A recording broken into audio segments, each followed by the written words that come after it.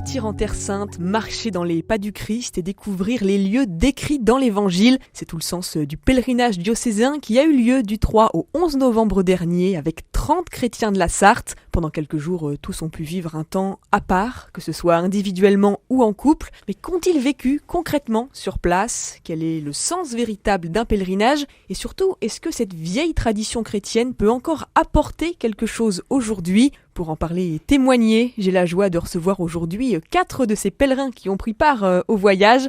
Avec nous autour de cette table sur RCF, Marie-Cécile Piat, bonjour. Bonjour.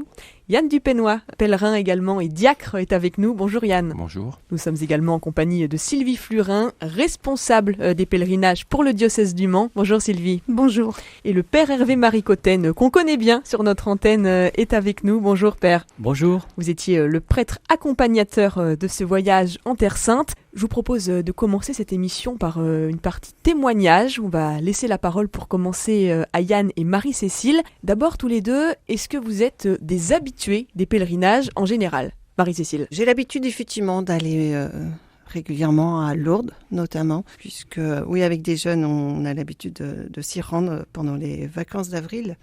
Mais sinon, Terre Sainte pour moi c'était la première fois. Une première fois, qu'est-ce qui vous a motivé à partir alors? D'abord, je dois adresser un grand merci à ma famille et à des amis qui m'ont permis de concrétiser ce rêve que j'avais. Et puis, réellement, en fait, les lieux que l'on entend dans la Bible, ce sont des lieux familiers.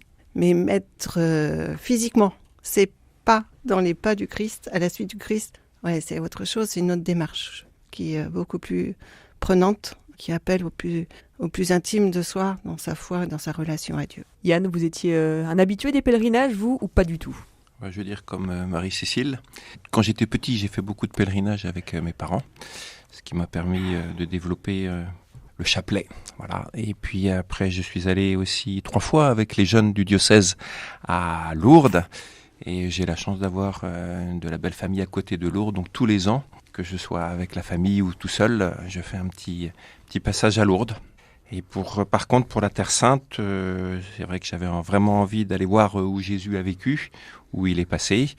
Mon épouse avait déjà été à Jérusalem quand elle avait 16 ans. Alors elle m'a donné aussi le goût, l'envie d'y aller. Et puis, grâce au diocèse, on a vu la petite annonce et c'était possible de poser des vacances. Donc on s'est précipité pour venir partir en Terre Sainte. Et donc vous deux à chaque fois c'était une première fois, une première approche, une première découverte de la Terre Sainte. Vous êtes partis à chaque fois en couple ou individuellement? Vous êtes partis avec votre épouse Yann, c'est ça? En couple, oui. Et Marie-Cécile? Non, toute seule. Pourquoi ça? Parce que d'abord ça répondait à une envie personnelle et puis c'est vrai que du groupe en fait je connaissais quelques personnes mais pas plus que ça. Mais en fait ça c'était pas gênant, au contraire. Je trouve que ça a été une chance, parce que tout le long du séjour, du pèlerinage, en fait, on a appris à se connaître, à s'apprécier et à s'ouvrir aux uns aux autres dans ce que l'on vivait à ce moment-là. Et les apports des uns et des autres étaient une belle source de ressources, oui, quelque chose qui m'a enrichi aussi. Alors pendant ces 8 jours du 3 au 11 novembre, qu'est-ce qui vous a particulièrement marqué? Est-ce que vous pourriez, pour nos auditeurs, nous raconter en quelques mots certaines visites, certaines découvertes de lieux saints que vous avez pu faire? D'abord, je me faisais une idée de la Terre Sainte, vu les images que je voyais à la télévision, qui sont pas forcément toujours de paix et de bien-être. Mais bon, arrivé là-bas, d'abord... l'organisation était chouette, on était bien amenés, on était tranquille. La vue sur le lac de Tibériade, fantastique. Et la première grande émotion, ça a été sur le mont des Béatitudes. Alors j'ai eu la chance de lire lors de la messe les Béatitudes et en me rasseyant après, en voyant le paysage, de dire je viens de dire les paroles de Jésus qui a dit, il les a dit peut-être pas exactement à cet endroit-là, mais voilà, ici, et ça m'a touché très très très fortement. Capharnaüm aussi, parce que Capharnaüm, il n'y a rien à côté, il n'y a que les ruines, donc on n'est pas, on veut dire, pollué par les constructions modernes. Et j'ai trouvé donc de me retrouver presque... Hors du temps. Hors du temps, mais enfin, là où je mettais les pieds, où Jésus était passé. en méditant devant le lac de Tibériade, vous dites, il a vu ça, quoi. Voilà, c'était vraiment très fort. Après, c'est vrai qu'il y a eu la route, le Jourdain, la route vers Jérusalem, le désert, et puis alors le choc de Jérusalem. Un choc ? Oui, parce qu'en fait, il y a une phrase dans un psaume qui dit Jérusalem, la ville où tout ne fait qu'un, où tout ensemble ne fait qu'un. Et là, de voir ce mélange des différentes religions, les frères juifs, on n'en a pas trop l'habitude de les côtoyer, surtout dans la Sarthe, au fin fond de la Sarthe, on va dire. Et c'est vraiment de voir ce mélange, de voir... ça a été vraiment un choc de culture aussi, quelque part.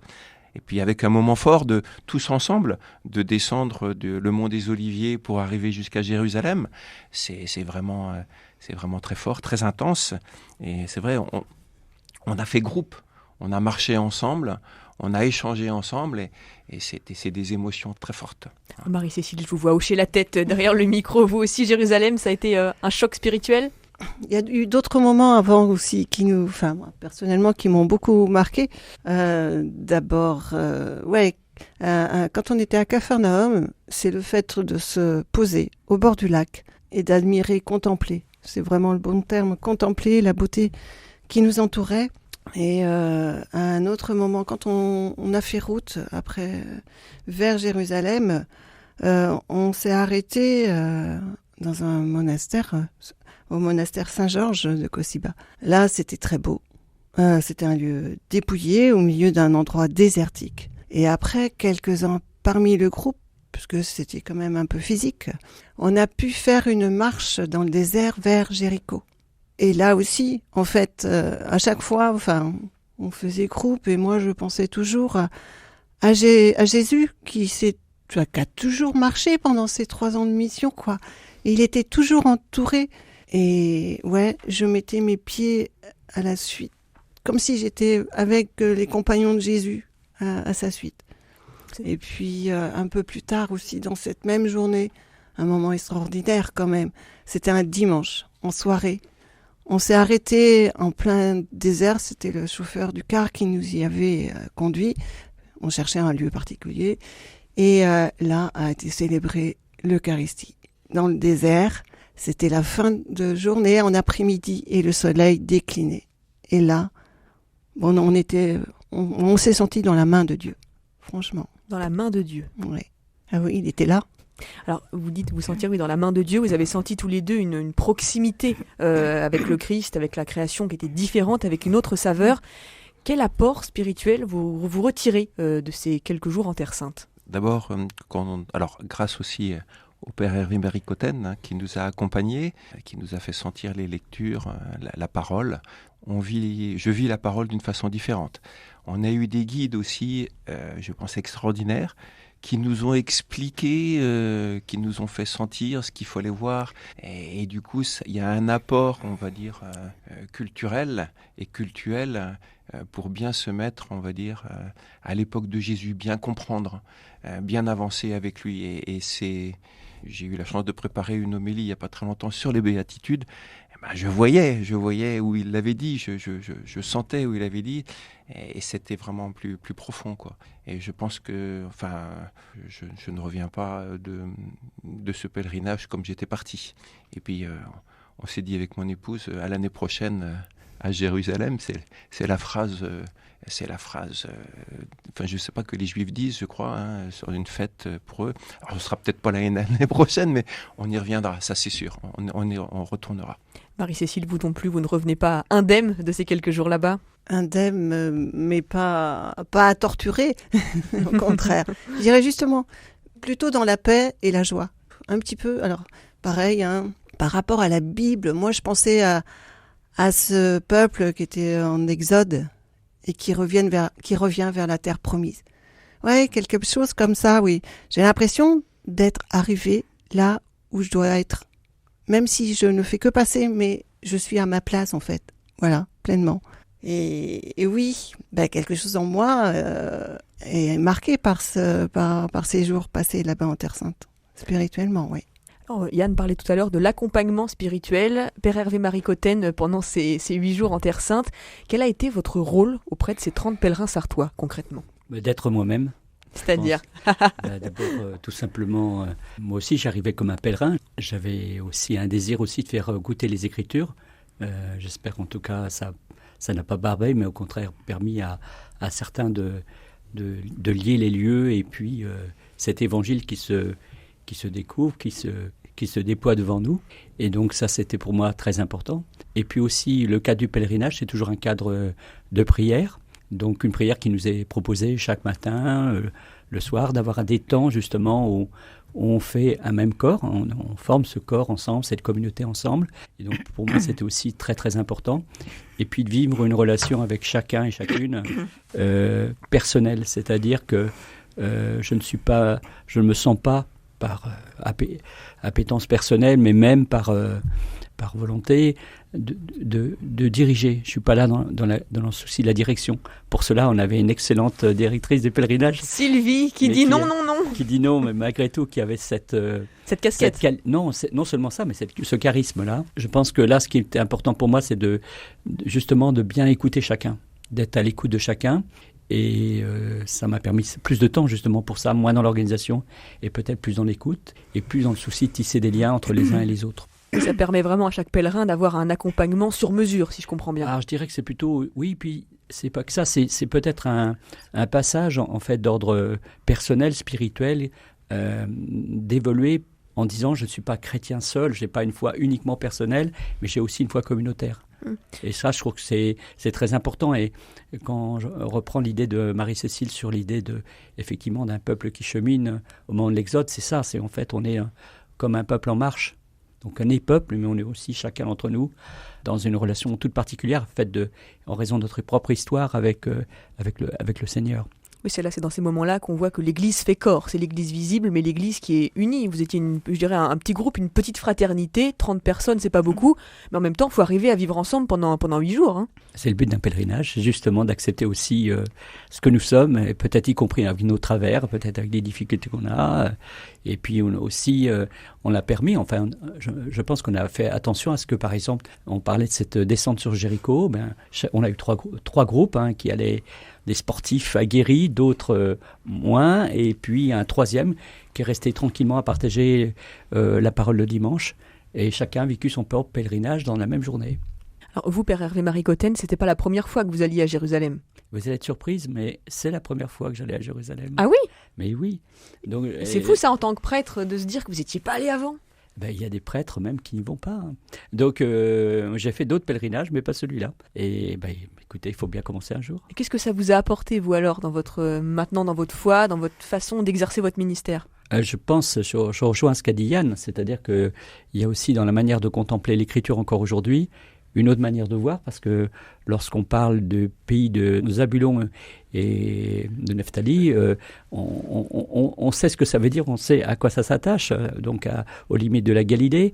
Lorsqu'on voit Jérusalem, lorsqu'on est au Saint-Sépulcre, on a une autre dimension. Quand on a fait la Via Crucis ensemble, le chemin de croix, on est aussi dans une autre dimension aujourd'hui lorsqu'on le vit. Voilà, ça nous prépare à ce que nous allons vivre en cette période de carême là. Alors vous, en tant que prêtre, qu'est-ce que ça vous a fait, par exemple, de dire la messe en Terre Sainte? Est-ce que ça a une dimension particulière par rapport à ce que vous vivez ici en Sarthe? C'est une bonne question, mais je dirais que oui, forcément, il y a ce greffe des histoires. Par exemple, lorsqu'on a été à Nazareth, je me rappelle lorsqu'on a dit la messe avec dans la maison de Charles de Foucauld, ça, forcément, il y a tout un aspect que l'on ne vit pas dans une messe paroissiale. C'est-à-dire, il y a une dimension de cet abandon au Père, cette dimension du rapport au plus petit, qui est très forte. Voilà, et aussi cet attachement à Terre Sainte, parce que Charles de Foucauld avait cherché à vivre cette vie cachée à Nazareth. De la même manière, je rejoins cette impression très forte aussi au désert, ce dépouillement, cette présence des uns et des autres. Quelquefois dans les célébrations, les gens se perdent dans quelques pensées, mais là, véritablement, on a eu senti que cette dimension de faire corps était non seulement n'était pas qu'une appellation liturgique et théologique, mais c'était véritablement dans le concret de nos âmes. Il y avait une profondeur. Il y avait une unité d'âme et de cœur très forte que j'ai sentie à ce moment-là, et puis un dépouillement, et puis aussi en même temps un dépouillement qui n'est pas replié sur nous-mêmes, mais qui est tourné vers le monde. Et ça, je crois que c'est important, parce qu'on avait des petits enfants bédouins qui sont venus tranquillement, et pas que pour des raisons de... On a eu un grand débat là-dessus après. Ne sont pas venus pour nous vendre des choses ou récupérer 3 sous, mais véritablement se sont intéressés en fait à ce que nous vivions. Donc il y a une atmosphère qui nous a dépassés dans cette messe au désert. Alors tout ce que vous avez vécu, que ce soit vous, Père Hervé Marie, Marie-Cécile ou vous, Yann, ça a été aussi en grande partie grâce à l'organisation qui a été mise en place. Sylvie Flurin, concrètement, vous êtes, on le disait au début de cette émission, responsable de l'organisation des pèlerinages dans notre diocèse. Un périple comme ça de 8 jours à Jérusalem, ça doit pas être facile à organiser quand même. Ça se fait. Non, c'est une grande collaboration avec différents partenaires. Et tout d'abord, notre prêtre accompagnateur. Donc c'est principalement, on a vraiment la chance dans le diocèse de pouvoir partir pour tous les pèlerinages grâce à la collaboration aussi et en grande fraternité avec nos prêtres, le presbytérium. Et c'est vraiment d'une très très grande richesse parce que chaque prêtre apporte sa contribution et donne sa couleur. Et ça contribue fortement aussi à l'organisation. Alors donc pour l'organisation, non, ça s'est bien passé. En fait, les pèlerinages se prévoient, notamment celui-ci, très longtemps à l'avance, c'est-à-dire au moins 1 an à l'avance. Et donc nous sous-traitons avec une agence, donc il y en a plusieurs agréées pour les pèlerinages. Et je suis très satisfaite et vraiment très en confiance avec l'agence Odéon Tours, avec qui je travaille. Donc il y a des correspondants locaux également. Donc là, on a eu quelques guides, on a eu quelques rebondissements et donc les correspondants locaux prennent le relais. Donc il y a toute une organisation souple, mais bien solide qui permet au groupe de ne pas s'en apercevoir. Et voilà, donc on est vraiment en sécurité. Il y a absolument, il y a toujours un risque. Justement, vous anticipez ma question, Sylvie. La Terre Sainte, l'actualité de ces derniers jours, dernières semaines le montre une fois de plus, malheureusement. Absolument. C'est un territoire qui est en proie de vives tensions, la tension communautaire, tension notamment en lien avec la sécurité. Pour un pèlerin français, sartois, qui va là-bas, est-ce qu'il y a des choses particulières à prévoir, vous, pour l'organisation ? Est-ce que c'est une pression supplémentaire ou pas ? Possiblement, mais enfin là, il se trouvait qu'à cette époque, du mois de novembre en 2022, il n'y avait plus de tests Covid, il n'y avait plus de formulaire pour l'entrée en territoire, il n'y avait plus donc en fait plus de passe sanitaire obligatoire. Donc en fait beaucoup de groupes sont partis en même temps. On ne prend entre guillemets aucun risque. Il y a toujours un improbable, mais en tout cas nous sous-traitons avec des agences. Donc moi, une agence principalement en qui j'ai vraiment grande confiance et qui a honoré en tout cas son engagement. La petite particularité par contre cette fois-ci, c'est que vous aviez 3 guides. Alors sur voilà, place. Il y a eu des d'habitude pour des raisons. C'est pas tout à fait comme ça. Un guide, en général, c'est un guide. Donc nous sommes partis 9 jours, mais il y a eu donc tout a été bien lissé, si je puis dire, et les pèlerins normalement les pèlerins doivent bien vivre leur pèlerinage. En tout cas, c'est ma mission, et je voudrais remercier aussi chacun des pèlerins et chacune des pèlerines, parce que comme j'ai entendu le mot faire corps, c'est exactement ce qui se passe à l'occasion de tous les pèlerinages, y compris d'un jour. C'est-à-dire qu'il y a réellement une fraternité, une hospitalité, si je puis dire, qui se met en place avec un souci de l'autre. Et comme vous avez pu le dire, il y a des personnes qui viennent seules, qui ne connaissent pas forcément les membres d'un groupe ou du groupe. Il y a toujours des réunions de préparation, de présentation, et puis des réunions de retour, ce qu'on a eu donc au mois de janvier. Et en fait, les personnes, les pèlerins et pèlerines ne se quittent plus. C'est-à-dire que... Il y a un avant et un après. Absolument. Et il y a vraiment cette... je peux en témoigner, ça fait un certain nombre d'années que je suis donc au service de cette mission. Des personnes qui étaient effectivement seules pour différentes raisons et qui ont rencontré des frères et sœurs et qui continuent à partager des pèlerinages ensemble, de toute la Sarthe. Et là, il y avait des personnes qui venaient aussi au-delà de la Sarthe, je précise. Mais ça veut dire que c'est vraiment des événements, entre guillemets, qui peuvent drainer au-delà de nos frontières diocésaines. Oui, Et voilà, j'insisterai beaucoup sur cet aspect, indépendamment de l'organisation, évidemment, tout ça se fait en amont, si je puis dire. Oui, l'aspect logistique, pratique. C'est en amont, mais au moment même, la logistique est en place et donc les personnes en qui je remets ma confiance sont des interlocuteurs tout à fait fiables et donc il y a normalement pas de soucis. En tout cas, les pèlerins ne voient pas les petites aspérités qui peuvent se présenter. Alors, je disais par rapport aux réalités diocésaines qui se dépassent, on a eu une petite surprise parce que nous sommes allés à Cana. Et Cana, vous le savez, c'est le lieu des noces, le lieu où Jésus a fait finalement son premier signe et le signe aussi de l'alliance entre l'Église et le Christ. Et là, qu'est-ce qu'on rencontre ? On rencontre tout simplement le diocèse de Paderborn qui était également en pèlerinage aux mêmes dates. Et vous le saviez ? Et nous ne le savions pas. Et en fait, la date, on devait aller à Cana l'après-midi, non le matin. Et donc, c'est le matin qu'on les a rencontrés. On s'est fait l'accolade. En tout cas, c'était une surprise merveilleuse. Et nous nous sommes repartis ensemble à l'aéroport. Donc, les dates n'avaient pas du tout été consultées, rien n'avait été pensé. C'est un divin hasard. C'est l'imprévu de Dieu. Sylvie, vous vouliez rebondir ? Oui, je souhaiterais vraiment pouvoir témoigner du fait qu'un pèlerinage est une visitation. Alors, visitation, évidemment, par rapport au lieu que nous visitons, aux personnes que nous rencontrons, les communautés religieuses. Vous parliez de différentes confessions religieuses. On a eu l'occasion d'avoir un certain nombre d'échanges, de rencontres, de témoins qui ont pu nous exprimer leur vie sur place. Mais la visitation, elle est aussi au cœur même du groupe. C'est vraiment très important parce que je suis très sensible, en tout cas, à cette dimension du pèlerinage et qui, a priori, chaque fois m'émerveille, en fait, dans le retour que je peux avoir. Visitation et même contemplation, parce que nous avons eu l'occasion d'un retour. Et ce qui m'a... Sylvie comme moi, nous étions préoccupés un peu, quand même, malgré tout, par des questions d'organisation. Mais on avait la grande chance que les pèlerins ramènent beaucoup de photos. Et c'est des photos assez extraordinaires de paysages, de visages, de lieux sur différents prismes. Et ça nous a beaucoup touchés parce que ça nous permet aussi de continuer certainement ce cheminement intérieur que nous avons commencé en Terre Sainte et qui se prolonge par ça justement. Pas seulement la fête du souvenir, mais aussi de rendre présent une actualité qui a pu nous échapper. Et c'est ça aussi, je dirais, la magie du groupe, le merveillement du groupe, c'est de nous apporter, de nous ramener justement des souvenirs très, très différents, mais qui sont complètement dans notre recherche. Je vous vois acquiescer, Yann. Oui, tout à fait. Et puis Sylvie, dès le départ, avec un petit foulard, avec les sacs à dos, ça fait groupe. Et du coup, on peut vivre notre pèlerinage complètement sereinement, avec le père Hervé-Marie Cotten, mais il y avait aussi le père Dominique, qui était là, donc pouvoir discuter avec eux. Et toutes les conditions matérielles, on n'y pense absolument pas, ça roule tout seul.